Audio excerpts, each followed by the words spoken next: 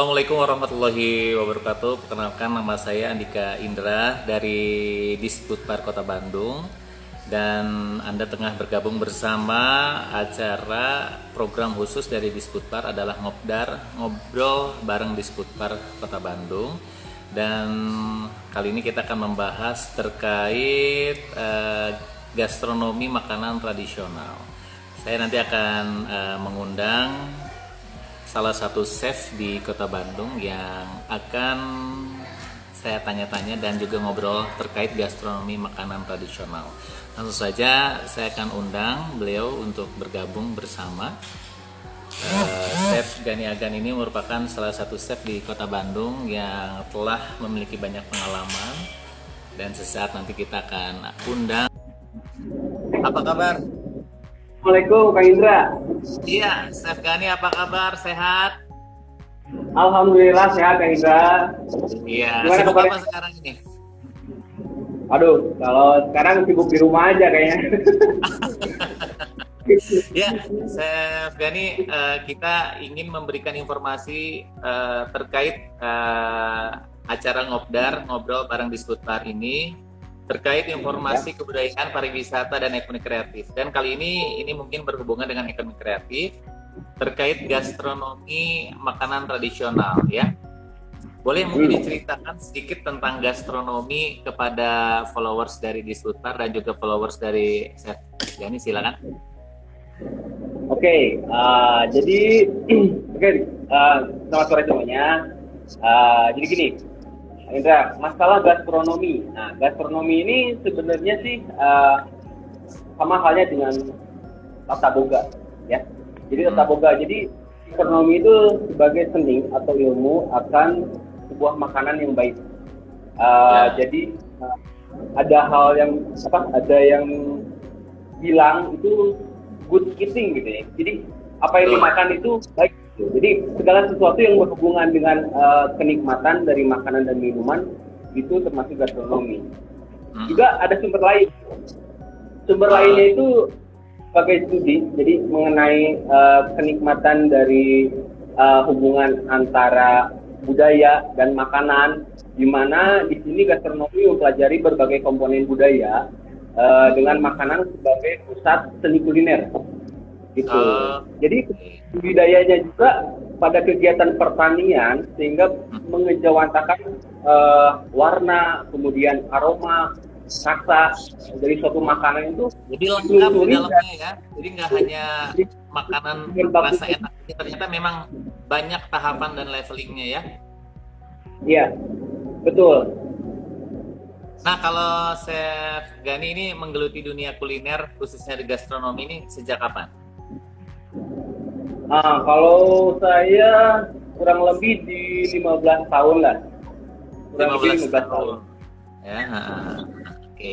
Dan hal apa aja yang membuat Chef Gani tertarik dengan gastronomi ini? Pasti ini punya cerita khusus atau pengalaman tersendiri gitu. Ya, memang saya tertarik banget sih. Jadi gastronomi itu sebuah karya seni yang benar-benar punya daya tarik tinggi yang bisa mengangkat dari budaya kita gitu. Contohnya khususnya makanan-makanan tradisional gitu. Nah, kalau untuk biasanya kan kalau orang ini tertarik dengan tren ya, sesuatu tuh dengan tren. Nah, khusus untuk gastronomi, untuk tren di Indonesia itu seperti apa? Oke, masalah tren. Kalau tren di sini sih emang benar-benar sangat pesat ya. Perkembangan ekonomi emang sangat berkembang pesatnya, terkhusus di Kota Bandung atau Kota Bandung ini Jawa Barat ya. Memang sangat pesat gitu dibanding dari apresiasi dari terhadap berbagai negara di seluruh dunia, termasuk Kota Bandung ini. Para chef atau koki-koki modern, kemudian anak sekolah, akademi tata boga, kemudian SMK boga, sehingga mereka itu lebih mengeksplor gitu, sehingga tercipta karya-karya seni mereka yang ciptakan dari bahan dasar tradisional gitu. Apapun itu makanannya, yang penting bahan bakunya itu benar-benar yang dihasilkan dari lingkungan daerah kita sendiri. makanan yang Contohnya dari gastronomi ini ada semua jenis makanan atau makanan tertentu aja nih, Chef? semua jenis makanan sebenarnya Semua yang jenis berkaitan. makanan. Jadi gastronomi di sini yang berkaitan dengan budaya juga. Jadi kalau misalkan gastronominya molekuler itu berbeda lagi gitu. Ya. Jadi kalau misalkan gastronomi molekuler berarti itu berhubungan dengan teknik fisika dan kimia gitu. Oke. Gitu kan. Nah ini kalau untuk makanan tradisional gastronomi mungkin ada pakem-pakem tertentu yang sehingga ini harus dijaga. Ini apa saja biasanya nih, Chef? Gimana? Untuk di makanan gastronomi, makanan tradisional ya, ada pakem-pakem khusus nggak agar si gastronomi ini bisa tetap terjaga gitu? Oh, iya.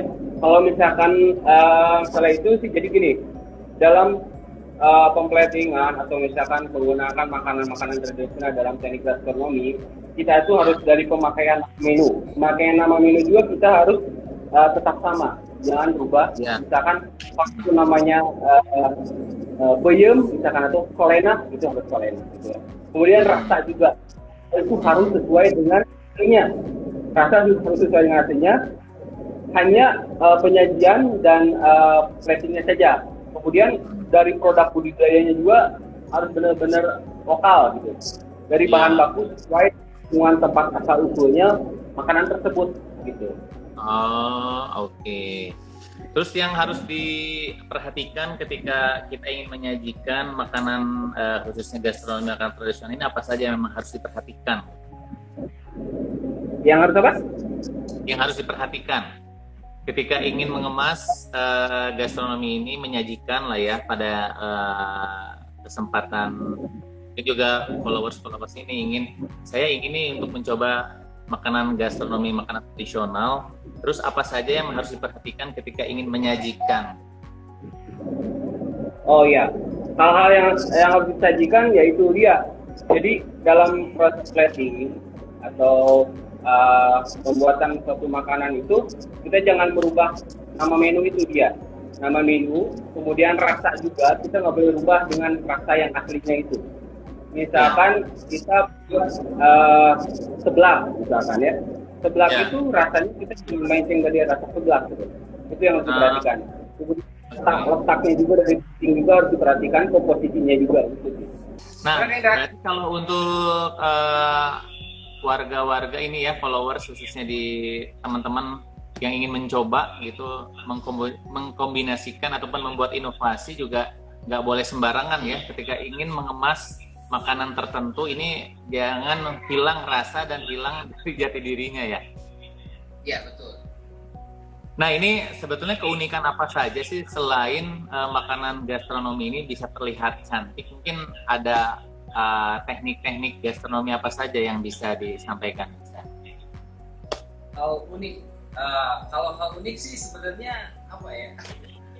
Kalau menurut saya sih sebagai suatu kepuasan sendiri juga. Kemudian bisa sebagai gimmick, kemudian daya tarik visual juga, kemudian yang terpenting itu memanjakan indera perasa. Tapi kadang ada orang yang kesulitan gitu untuk memulai. Gimana nih caranya agar orang-orang bisa memulai tidak hanya dengan rasanya yang enak gitu ya, tapi tetap ini unik dan keren gitu. Ini gimana nih, Kak? Dibagi informasinya, pengalamannya. Oke, kalau masalah sulitan, sebenarnya tidak sih. Tergantung dari proses tekniknya aja sih. Jadi mau seperti apa. Kemudian kalau misalkan dia punya daya pikir seni yang tinggi, imajinasi yang tinggi, bisa lebih cepat. Jadi teknik yang kita pakai, misalkan imajinasi ini udah main, itu bisa tercipta suatu plating yang bagus, baik. Kemudian yang terpenting rasa itu jangan dirubah aja. Oke. Nah ini kalau saya melihat makanan-makanan tradisional di Bandung, ini sejauh ini seperti apa nih, Chef? makanan-makanan di Bandung sejauh ini sih memang lebih beraneka ragam ya, bervariasi dan banyak chef-chef profesional atau anak-anak dari kampus-kampus kemudian jurusan kita buka, mereka menciptakan kreasi mereka sendiri ini dengan proses gastronomi. Betul. Ya. Chef, ini juga ada yang bertanya ini, teman-teman di sini. Saya akan bacakan ya. Sebentar. Tadi itu ada pertanyaan untuk Chef Yani. Resep tradisional sebentar. Ini itu mana ya? Resep tradisional paling challenging yang pernah Chef buat itu apa katanya? Ini dari Tasya Pratiwi 13. Oh, resep tradisional ya? Resep tradisional yang saya pernah buat itu, yang pernah saya buat kan? Ya.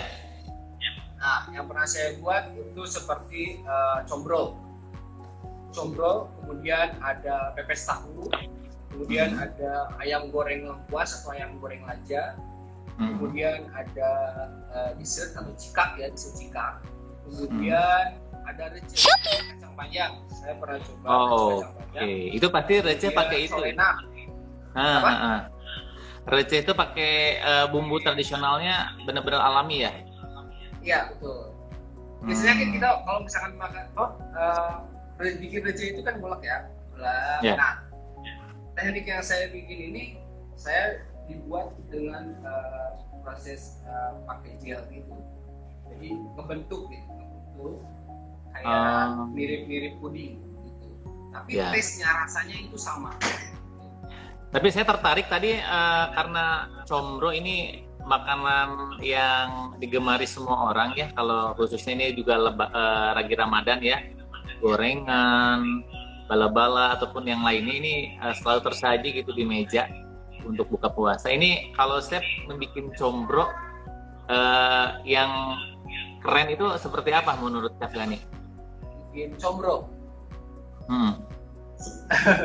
Sebenarnya sih kalau bikin combro sebenarnya kan dasarnya emang sama ya, dari singkong kan, dari singkong yang kelapa itu jangan dirubah aja aslinya seperti itu, tapi kita coba presentasikan dengan teknik gastronomi juga. Jadi kan bahan dasarnya oncomnya itu dari mana? Dari Bandung, merupakan sebuah gastronomi juga ya, dari budaya kita juga. Oncomnya, kemudian singkongnya ya. Nah, dari sini saya biasa plating itu misalkan ada campuran, misalkan oncomnya ada yang dipisah, terus kemudian ada misalkan pakai sentuhan roti kering kayak gitu. Yang terpenting nanti hasilnya jangan sampai berubah rasa, tapi teknik dan penyajiannya tetap lebih baik. Terus untuk penyajian gastronomi ini memakan waktu lebih lama nggak kalau kita memakai teknik-teknik khusus gitu? Kalau teknik sebenarnya tidak menggunakan waktu yang lama. Soalnya gini, jadi tergantung dari proses tekniknya. Jadi proses tekniknya mau seperti apa?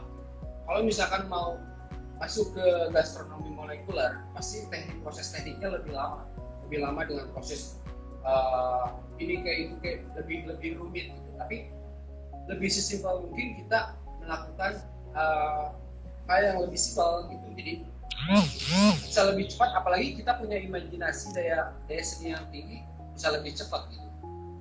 Ya. Kalau untuk ini ya, khususnya chef ataupun ada pemula-pemula yang ingin mencoba gitu,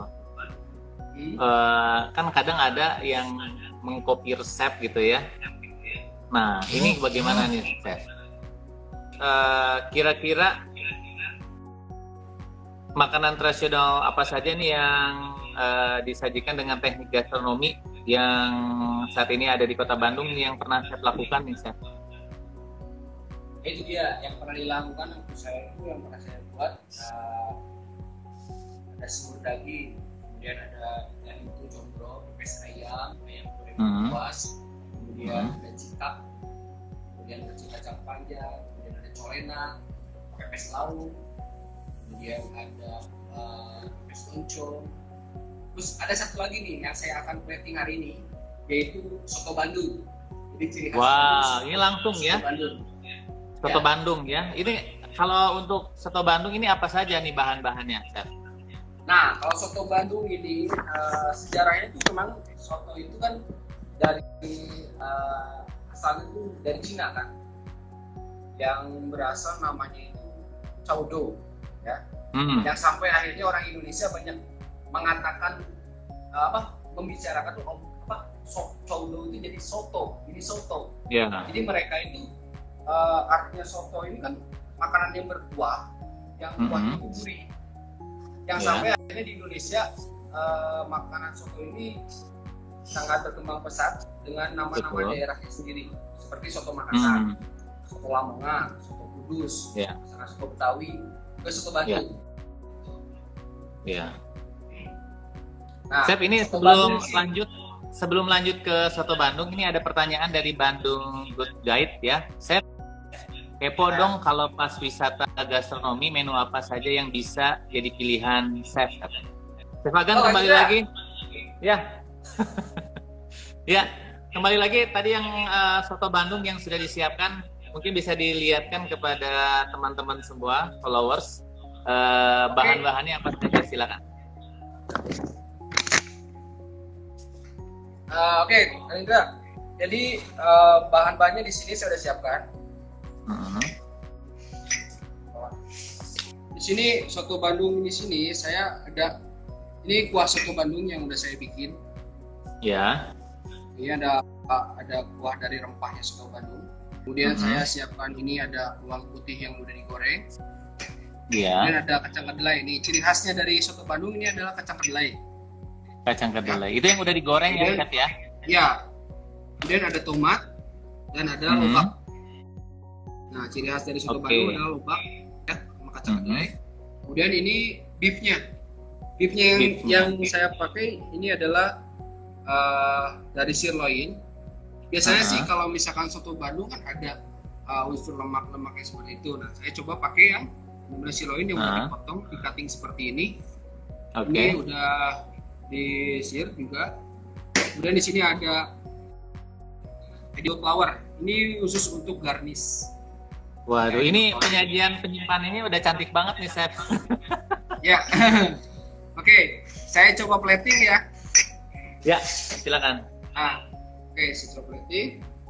Nah, ini dia. Ini beef yang saya pakai. Nah, saya taruh di sini. Ya. Kemudian ada tomat. Dan di sini ada lobak. Oke.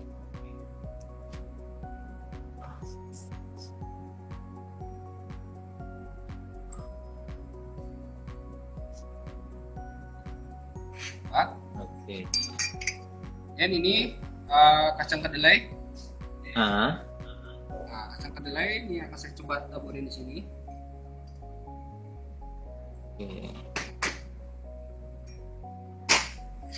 Kemudian bawang putih. Bawang putih yang sudah digoreng.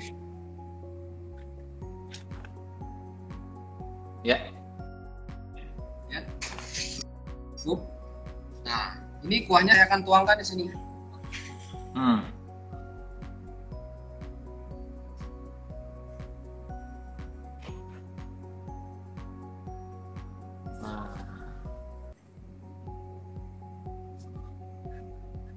cukup. Kemudian saya akan garnish dengan edible flower. Wow.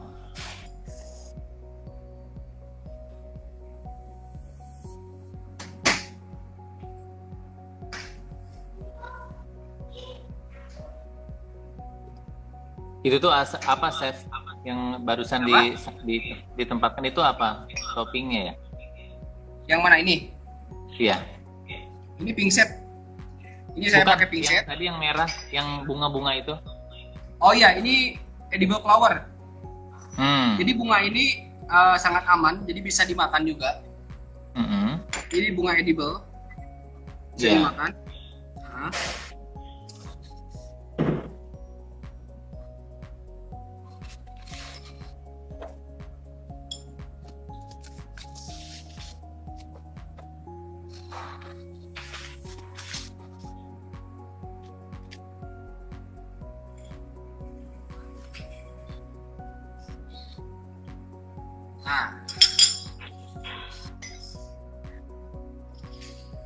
Sip, jadi Kang Indra. Nah, ini soto Bandung. Ini sayang ya, buka puasa masih kurang lebih 15 menit lagi, tapi ini udah ngiler nih untuk melihat. Oke. Nah, ini biar ada shiny, sebenarnya saya bisa kasih sedikit minyak. Jadi tetesan minyak aja sebenarnya. Ini bisa cantik. Nah, seperti ini. Nah, kelihatan kan? Ya. Saya ini soto Bandung ala saya. Keren. Dengan Nah, ini budayanya dari Bandung dengan teknik dan penyajian yang modern.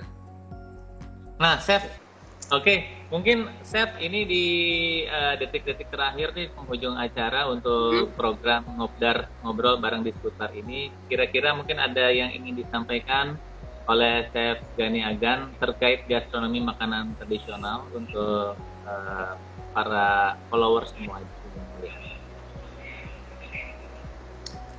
Ya, yang untuk disampaikan sebenarnya sih mudah-mudahan sih dari budaya kita itu jangan sampai hilang.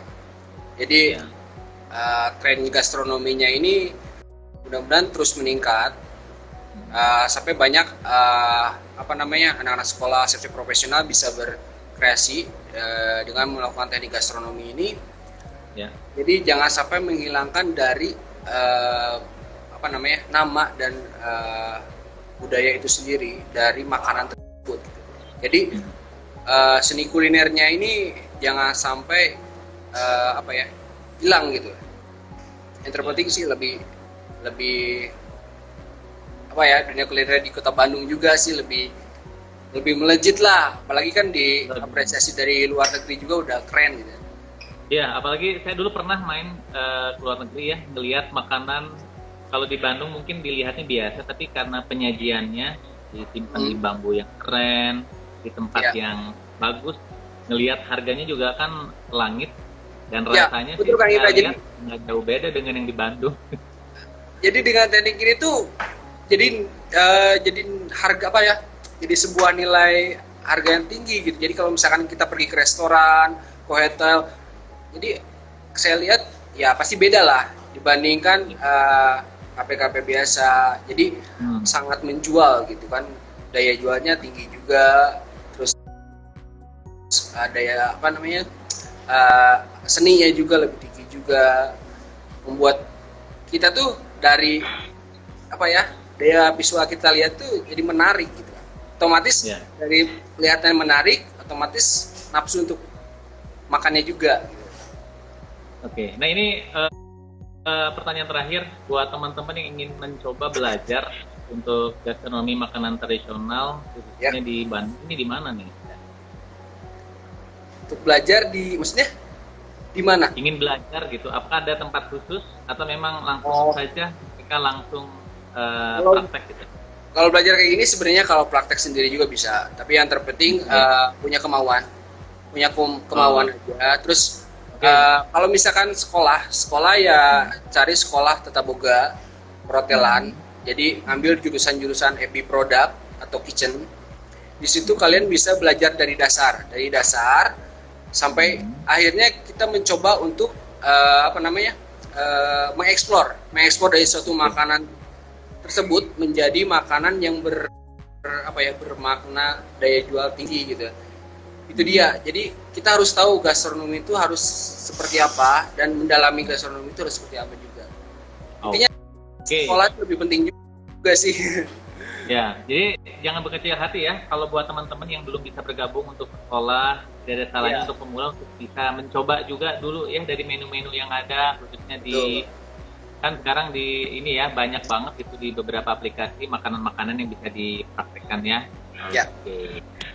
Chef, terima kasih. Ini udah bergabung bersama kami di Ngobdar, ngobrol bareng di sekitar Kota Bandung.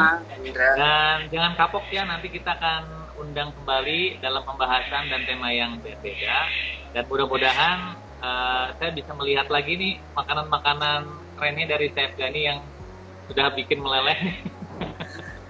Bisa menjaga kesehatan, khususnya makanan gastronomi tradisional bisa dijadikan salah satu referensi untuk Anda untuk memiliki badan yang fit ya. Sip, makasih banyak Kang Indra, mudah-mudahan sukses untuk Chef Gani, salam untuk tim yang lain yang ada di sana. Oke, siap Kang Indra. Makasih banyak.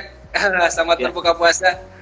Ya. Demikian teman-teman acara Ngobdar, ngobrol bersama di seputar Kota Bandung yang alhamdulillah pada kesempatan kali ini tadi bergabung bersama Chef Gani yang telah mengutarakan apa sih gastronomi makanan tradisional.